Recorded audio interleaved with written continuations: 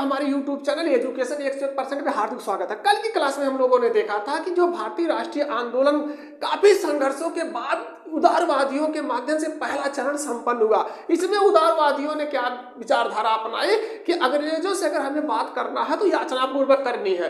अब हम देखते हैं कि भारतीय राष्ट्रीय आंदोलन का जो द्वितीय चरण था, बंगाल विभाजन के बाद उपजी परिस्थितियों के बाद जो है ये द्वितीय चरण शुरू होता है। कब से कब? 1905 ईस्वी से लेके 1919 ईस्वी तक ये भारतीय राष्ट्रीय आंदोलन का द्वितीय चरण कहा जाता है।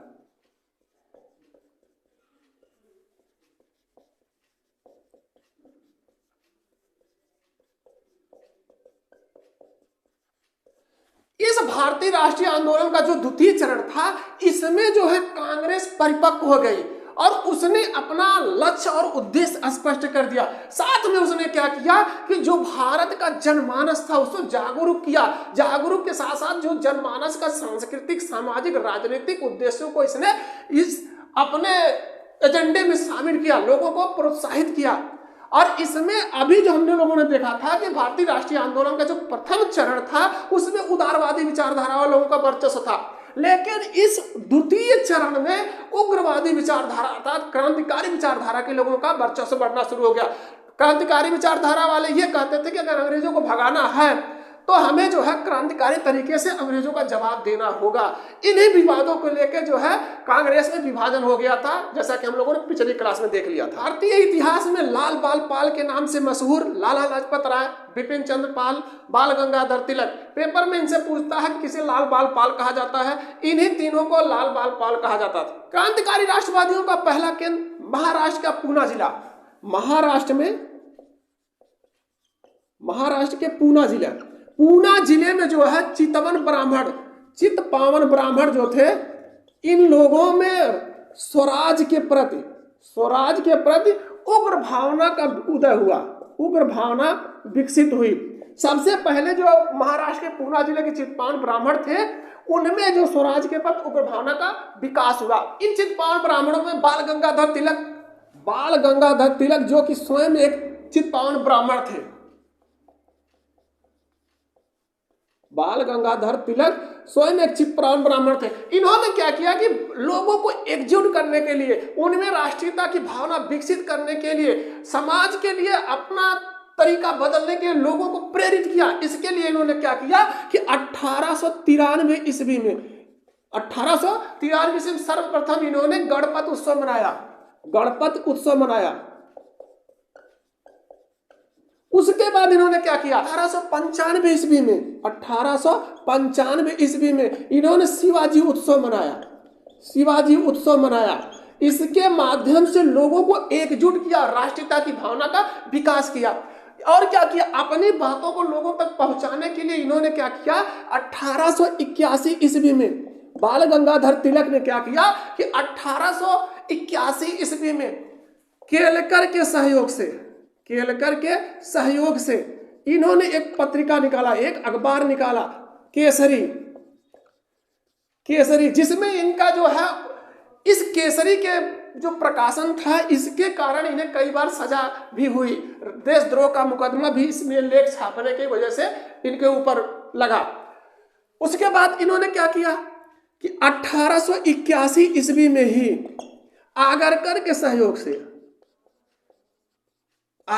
सहयोग से इन्होंने मराठा अखबार का प्रकाशन किया। बाल गंगाधर तिलक को भारत का बेताज बादशाह कहा जाता था। भारत का बेताज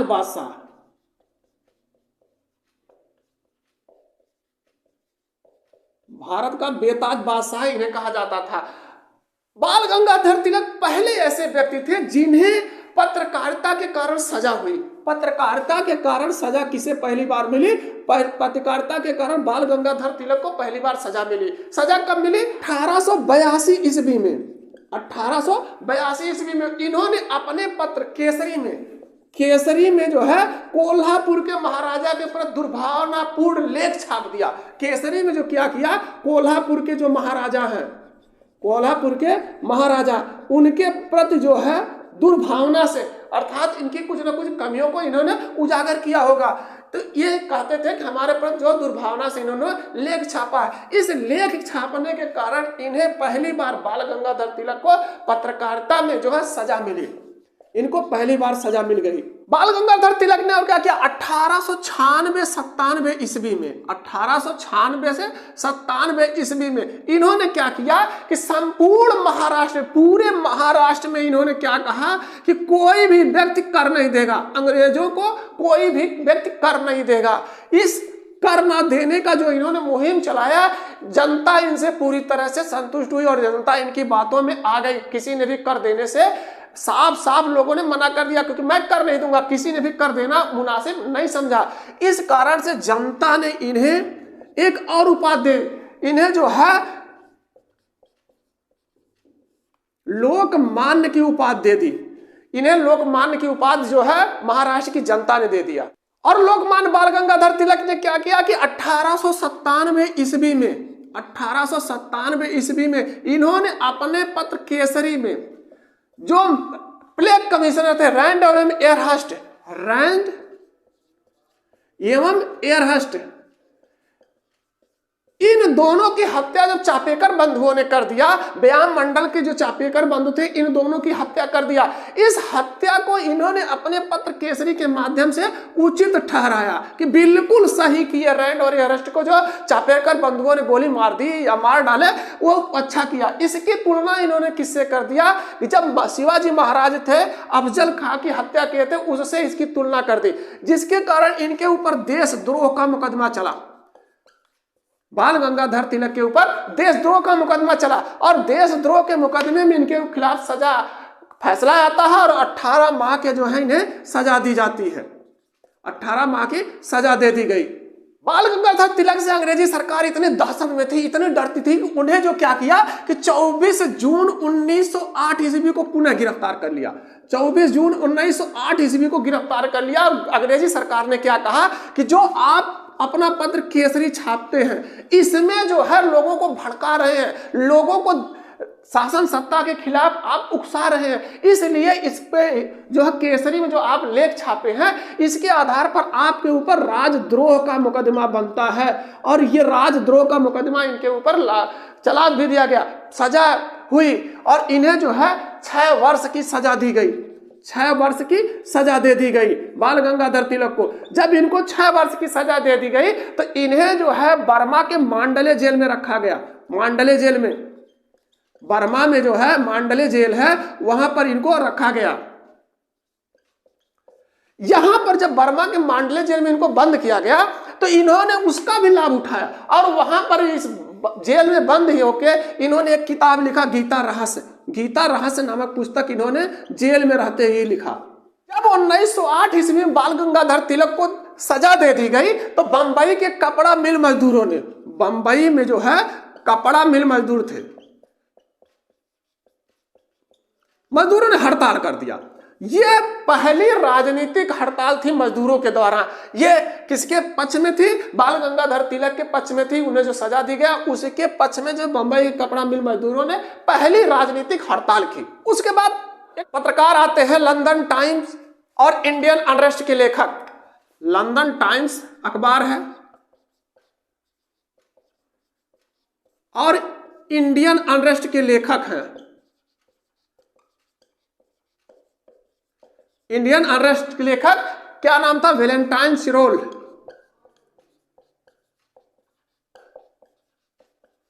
इन्होंने क्या कहा कि जो बाल गंगाधर तिलक है, लोकमान्य बाल गंगाधर तिलक है, ये अशांति के जन्मदाता हैं। अर्थात भारत में जितनी भी अशांतियां इस समय फैली हुई हैं उसका जन्मदाता कौन है? तो ये बाल गंगाधर तिलक ही उसके अशांति के जन्मदाता हैं। बाल गंगाधर तिलक इतने क्रांतिकारी विचारधारा वाले थे, लेकिन दुर्भाग्य क्या था कि ये कांग्रेस के नेता होते हुए भी कांग्रेस के अध्यक्ष कभी नहीं बन पाए। कांग्रेस के अध्यक्ष कभी नहीं बने। ये पेपर में पूछता है कि कौन ऐसा जो क्रांतिकारी व्यक्तित्व वाला नेता था जिससे लोग जो है काफी प्रभावित रहते थे, लेकिन वो कभी कांग्रेस का अध्यक्ष नहीं बना। तो ये लोकमान्य बाल गंगाधर ऐसे व्यक्तित्व थे जिनसे लोग काफी प्रभावित थे, लेकिन कांग्रेस के अध्यक्ष कभी नहीं बन पाए। पूना में 2 भाई थे, दामोदर हर चापेकर। पूना में 2 भाई थे, दामोदर हर चापेकर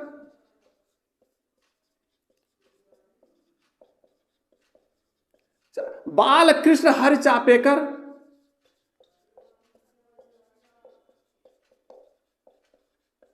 इन दोनों भाइयों ने क्या किया कि 1896-97 ईस्वी में एक व्यायाम मंडल की स्थापना कर दी। व्यायाम मंडल की स्थापना की। इस व्यायाम मंडल की स्थापना का उन्होंने क्या उद्देश्य बना कि विशुद्ध राजनीतिक होगा। इन्हीं के समय में जब ये व्यायाम मंडल की स्थापना होती है तो उस समय 1899 ईस्वी के आसपास 1899 ईस्वी के आसपास पूना में प्लेग फैल जाता है। पूना में जब प्लेग फैल गया तो सरकार ने प्लेग की जांच और रोकथाम के लिए 2 अधिकारी नियुक्त कर दिया। एक रैंड को नियुक्त कर दिया, रैंड, और इनके साथ में इनका ही सहयोगी बनाया गया लेफ्टिनेंट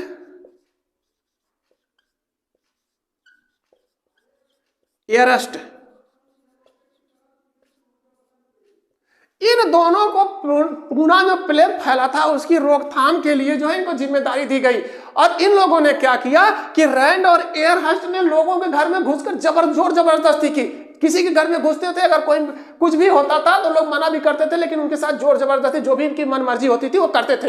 इससे क्या हुआ कि भारतीय काफी नाराज थे और ये अपने मौके की तलाश में थे कि जो ये रैंड और एयरहस्ट हैं इनसे बदला लिया जाए, क्योंकि हमारे जो घर में है ये लोग घुसकर जो है जोर जबरदस्ती किए हैं, अर्थात हमारे मनमर्जी के खिलाफ काम किए। संजोग ऐसा था कि पूना में 22 जून 1897 ईस्वी को, पूना में 22 जून 1897 ईस्वी को हीरक जयंती कार्यक्रम का, हीरक जयंती समारोह का कार्यक्रम था।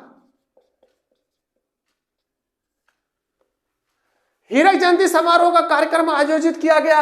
इस आयोजन में क्या हुआ कि रैंड और एयरहस्ट भी शामिल हुए, और जब रात को कार्यक्रम समाप्त हुआ तो रैंड और एयरहस्ट दोनों रात को वापस जा रहे थे, इस हीरक जयंती समारोह कार्यक्रम से वापस जा रहे थे। अब पहले से भारतीय जो इनसे ईर्ष्या रख के बैठे हुए थे, इन्हें मौके की तलाश में थे कि कब मिले उनसे बदला लिया जाए। पूना प्लेग कमिश्नर थे ये लोग। पूना में जब प्लेग फैला था तो उसमें इन लोगों ने जो भी दुर्भावनापूर्ण व्यवहार किया था उसका बदला लेने के लिए क्या किया कि हीरक जयंती समारोह से जब ये लोग वापिस आ रहे थे तो दोनों भाई चापेकर बंधुओं ने इनकी हत्या कर दी, इनको मार दिया। मिस्टर रैंड और एयरहस्ट की हत्या के आरोप में चापेकर बंधुओं को 18 अप्रैल 1898 ईस्वी को फांसी दे दी गई। अब इन्हें मृत्युदंड दे दिया गया। लेकिन क्या हुआ कि भारतीय इतिहास में किसी भी यूरोपीय की, ये जो रैंड और एयरहस्ट की हत्या हुई, किसी भी यूरोपीय की पहली राजनीतिक हत्या थी, प्रथम जो है राजनीतिक हत्या थी। इससे पहले किसी भी यूरोपीय की राजनीतिक हत्या नहीं हुई थी। उस समय जितने भी आतंकवादी घटनाएं हो रहे थे, उग्रवादी घटनाएं हो रहे थे, उसके जांच के लिए 1917 ईस्वी में एक रॉलेट कमीशन बना।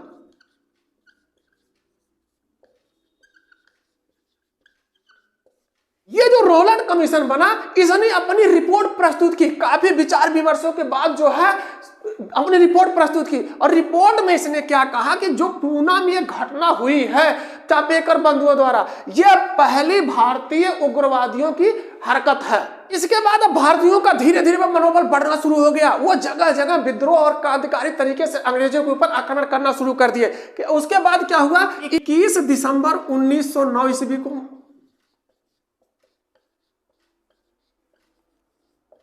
नासिक के जिला मजिस्ट्रेट, हौसला देखिए, भारतीयों का हौसला कितना ऊंचा हो गया। उन्होंने क्या किया, 21 दिसंबर 1909 ईस्वी को नासिक का जिला मजिस्ट्रेट कौन थे, जैक्सन। जिला मजिस्ट्रेट कौन थे, जैक्सन को कारवे गुट के लोग थे। कारवे गुट का कौन था, अनंत लक्ष्मण कन्हारे।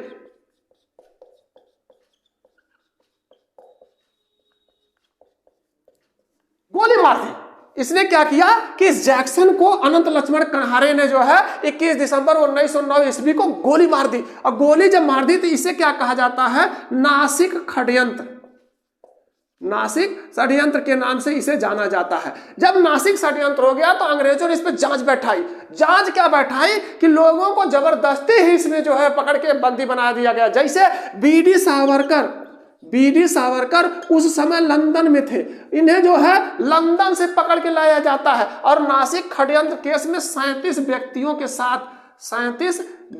के साथ इनके ऊपर मुकदमा चलता है और मुकदमे में फैसला आता है। इसमें से कुछ व्यक्तियों को, जैसे अनंत लक्ष्मण कन्हारे,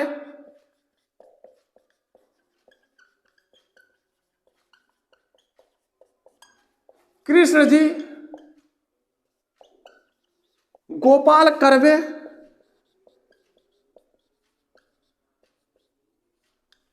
और विनायक देशपांडे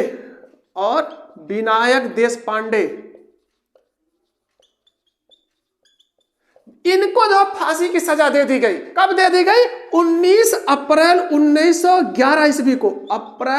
19 अप्रैल 1911 ईस्वी को इन तीनों व्यक्तियों को फांसी दे दी गई और कुछ व्यक्तियों को जो शेष थे उन्हें जो है आजीवन कारावास की सजा दी गई। इसके बाद महाराष्ट्र के जो क्रांतिकारी विचारधारा वाले लोग थे उनकी रीढ़ ही टूट गई, क्योंकि जितने भी व्यक्तित्व उस समय थे क्रांतिकारी विचारधारा के, लगभग 37 व्यक्तियों को सजा दे दिया अंग्रेजी सरकार ने। इस तरीके से महाराष्ट्र के जो क्रांतिकारी विचारधारा वाले लोग थे उनकी रीढ़ ही टूट गई। क्रांतिकारी आंदोलन महाराष्ट्र के बाद अब बंगाल पहुंचता है। 1905 ईस्वी के बंगाल विभाजन के बाद यहां पर जो है राजनीतिक चेतना नई तरीके से जागृत हुई। बंगाल में क्रांतिकारी आंदोलन का सूत्रपात जो है भद्रलोक समाज ने किया। क्रांतिकारी आंदोलन का जो सूत्रपात करने वाले थे ये भद्रलोक समाज था। लेकिन यहां पर क्रांतिकारी विचारधारा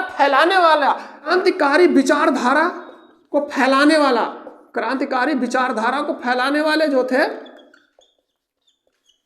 कौन थे? बरीन्द्रनाथ घोष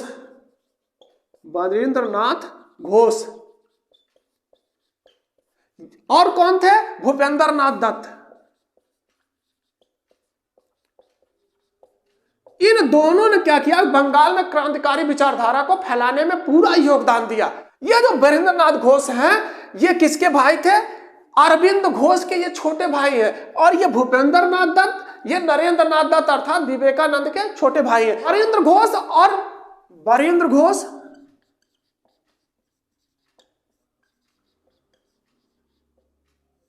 और भूपेंद्र नाथ दत्त के सहयोग से कलकत्ता में 1907 ईस्वी में अनुशीलन समिति का गठन किया जाता है। अनुशीलन समिति बनती है। ये जो अनुशीलन समिति इन लोगों ने बनाया था बरीन्द्र घोष और भूपेंद्र नाथ दत्त ने, इसे एक व्यायामशाला के रूप में स्थापित किया था। स्थापित क्यों किया? ताकि अंग्रेजों की आंखों में धूल झोंका जा सके और लोगों को प्रेरित किया जाए कि यहां से व्यायामशाला के माध्यम से लोगों को प्रेरित किया जाए समाज के लिए कुछ करने के लिए, राष्ट्रीय आंदोलन में भागीदारी लेने के लिए। बस केवल अंग्रेज ना समझ पाए कि ऐसा कुछ हो रहा है, इसके लिए इन्होंने क्या किया? व्यायामशाला स्थापित किया। लेकिन इन्होंने अपना लक्ष्य क्या घोषित किया? अपना उद्देश्य क्या घोषित किया? खून के बदले खून। अगर किसी अंग्रेज ने हमारे किसी भी व्यक्ति को नुकसान किया हम भी उसका नुकसान करेंगे। इन लोगों ने अपना उद्देश्य क्या घोषित किया? खून के बदले खून। पेपर में पूछता है कि कौन सा ऐसा संगठन था जिसने यह नारा दिया, खून के बदले खून? तो यह बरीन्द्र घोष और भूपेंद्र नाथ दत्त वाला जो है अनुशीलन समिति थे, उसने अपना लक्ष्य दिया था खून के बदले खून। इसके बाद इस अनुशीलन समिति के अध्यक्ष बनाए जाते हैं अध्यक्ष प्रबंधनाथ मित्र।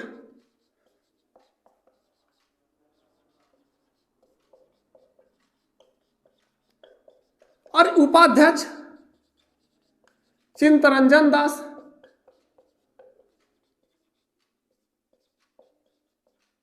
और अरविंद घोष। और इसके कोषाध्यक्ष बनाए जाते हैं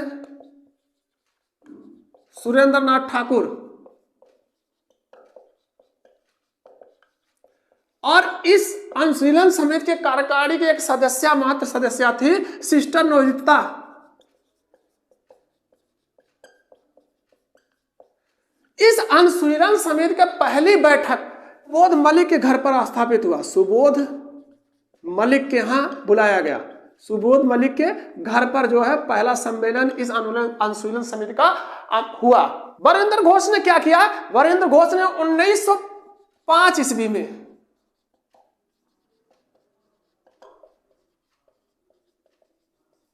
1905 ईस्वी में भवानी मंदिर नामक पहली पुस्तक प्रकाशित की। भवानी मंदिर नामक पहली पुस्तक इन्होंने प्रकाशित की। लेकिन ये भवानी मंदिर केवल नाम की भवानी मंदिर थी, धार्मिक चीज थी। इसमें क्या लिखा गया था? ये क्रांति से संबंधित पुस्तक थी, क्रांति से संबंधित। केवल अंग्रेजों को धोखा देने के लिए, उनकी आंखों में धूल झोंकने के लिए इस भवानी मंदिर में का नाम रखा गया था। अन्यथा इस किताब में जो भी वर्णित था क्रांति से संबंधित था। उसके बाद वीरेंद्र घोष ने दूसरी पुस्तक लिखी, वर्तमान रणनीति। वर्तमान रणनीति।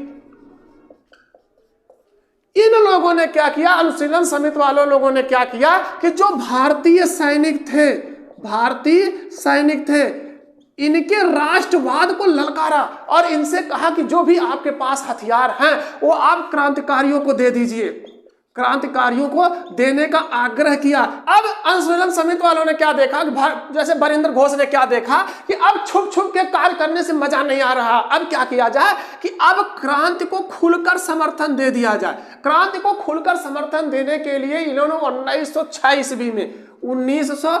ईस्वी में एक पत्रिका निकाली। अपनी बात, जो क्रांतिकारियों की बात थी, उसको लोगों तक पहुंचाने के लिए इन्होंने क्या किया? 1906 ईस्वी में एक पत्रिका निकाली, युगांतर नामक पत्रिका इन्होंने प्रकाशित किया। वीरेंद्र घोष ने क्या कहा कि ये जो हम लोग व्यायाम मंडल के रूप में अपनी अनुशीलन समिति बना के रखे थे, अब इससे कुछ मजा नहीं आ रहा। अब सीधे सीधे जो है आतंकवादी या क्रांतिकारी गतिविधियों को बढ़ावा दिया जाए। इसके लिए इन्होंने क्या किया? 1907 ईस्वी में वीरेंद्र घोष ने क्या किया? मणिकतुल्ला पार्टी बना दी। मणिकतुल्ला पार्टी का गठन किया। इसके माध्यम से इन लोगों ने क्या किया कि क्रांतिकारी विचारधारा से खुलेआम प्रचार करना शुरू कर दिया। क्रांतिकारी घटनाएं खुलेआम करना इन लोगों ने शुरू कर दिया। और 1907 ईस्वी में जब वीरेंद्र घोष ने मणिकतुल्ला पार्टी का निर्माण कर लिया, उसके बाद क्रांतिकारी हिंसक घटनाओं का तो ऐसे आरंभ 1906 ईस्वी से ही हो गया था। 1906 ईस्वी से ही हो गया। क्या हुआ था कि क्रांतिकारियों ने जब देखा कि अब क्रांति को तभी आगे बढ़ाया जा सकता है, अपने लक्ष्य को तभी पाया जा सकता है, उसके लिए क्या हमको करना पड़ेगा? धन इकट्ठा करने पड़ेगा। बिना धन इकट्ठा किए हुए, बिना धन की व्यवस्था किए हुए कोई भी लक्ष्य प्राप्त नहीं किया जा सकता। बिना धन के कोई भी कार्य किया नहीं जा सकता। इसके लिए क्या किया क्रांतिकारियों ने क्या किया कि अब विचार बनाया कि लूट किया जाए। लूट और डकैती की योजना पहली बार बनाई 1906 ईस्वी में। भारतीय राष्ट्रीय आंदोलन के द्वितीय चरण की जो भी घटनाएं इससे आगे हैं उसको हम लोग कल की क्लास में देखते हैं। आज की क्लास में बस इतना ही। अगर हमारी वीडियो पसंद आती तो लाइक करें, साथ में शेयर भी करें। अगर चैनल पर नए हैं तो चैनल को सब्सक्राइब करें, बेल आइकन दबाना ना भूलें, जिससे आने वाली वीडियो का नोटिफिकेशन मिलता रहे।